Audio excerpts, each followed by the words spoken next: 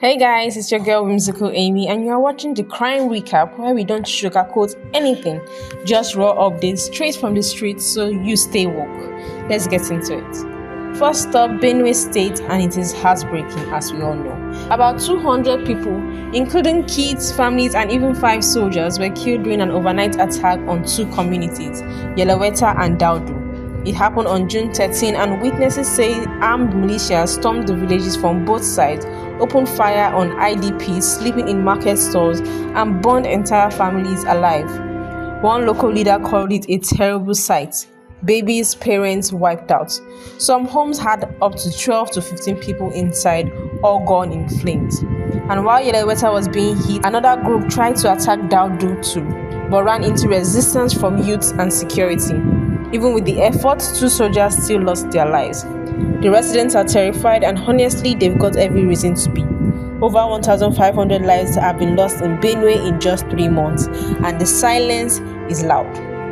Now to Anambra, where a tragedy hits even closer to home, literally. A 10-year-old accidentally shot and killed his own father, Inspector Okoli Amechi, using his service AK-47 rifle. According to the police, it was an accidental discharge. The child didn't understand the weapon's state. He pulled the trigger, hitting his dad in the back and also injuring his sibling. Inspector Amechi was declared dead at the hospital, while the second child is still recovering. Police have recovered the rifle, and the family is in deep shock. It is a tough reminder about gun safety and how quickly life can change in a split second. Now, from bullets to shoplifting, just brings us a petty crime with a big price. 2 friends, Michael Alter and Gabriel Sunday, were caught stealing clothes worth almost $500,000 from a woman's shop. They got sentenced to 12 months in prison each, but here's the twist. They can pay a $50,000 fine to avoid jail. Plus, they have to cough up $200,000 each as compensation to the shop owner or risk another 12 months behind bars. The whole thing came to a light after the shop owner, Gates Ernest, filed a report. And during investigation, they confessed. No excuses, just bold theft, and now well had consequences. Now let's fly overseas real quick, because this next story starts in Ilorin but ends in Saudi Arabia. 15 Nigerian pilgrims from Kwara State were scammed in Medina during Hajj 2025. Each one lost their full $500 basic travel allowance to fraudsters. At first, a viral video claimed the pilgrims board gave them $5 instead of $500, but officials are saying that's false. According to Amiru Hajj, the real scam happened after arrival in Saudi, and it was targeted, mostly affecting Fulani pilgrims on the first flight. The Kwara State government ran an investigation, confirmed 15 legit cases, and already refunded them. But honestly, for such a sacred trip, being robbed is a low blow. The Hajj board says they are tightening controls, but damage is done. Still on international crimes, this one is wild, and it got serious jail time hanging.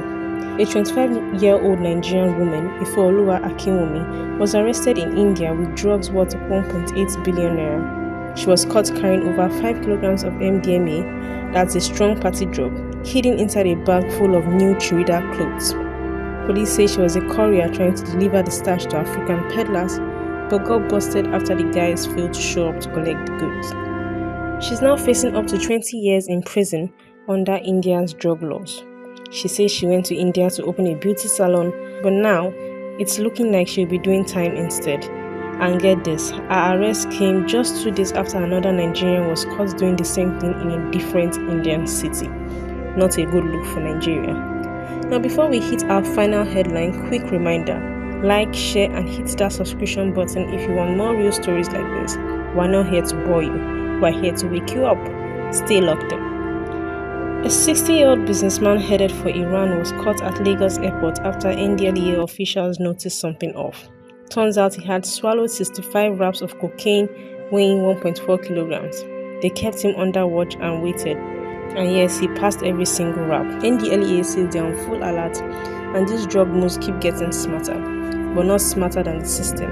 Another reminder that greed, pressure, and crime always lead to one place: jail.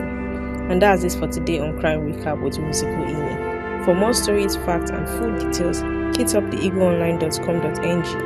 I am Whimsical Amy. Stay sharp, stay safe, and remember, the streets are watching. Thank you.